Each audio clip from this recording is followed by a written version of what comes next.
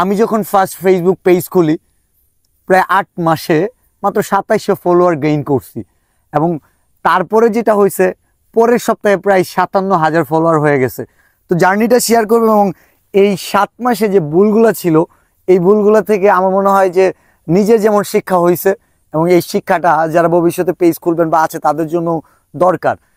Facebook page খোলা মাত্রই যে কীভাবে ফলোয়ার বানানো যায়, ইউটিউবে সার্চ করি, কিভাবে ভিডিওতে ভিউজ হবে, কিভাবে ভিডিও ভাইরাল হবে।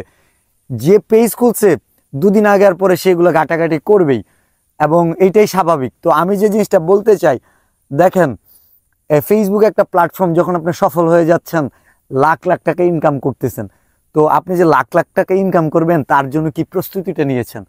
একটা বিজনেস থেকে যদি 50,000 টাকাও মান্থলি ইনকাম করতে হয় বা করতে চান, অনেক বড় বিগ বাজেটের ব্যাপার। আর আপনার মনে হয় যে হাতে থাকা ফোনটা দিয়ে ভিডিও বানাবেন আর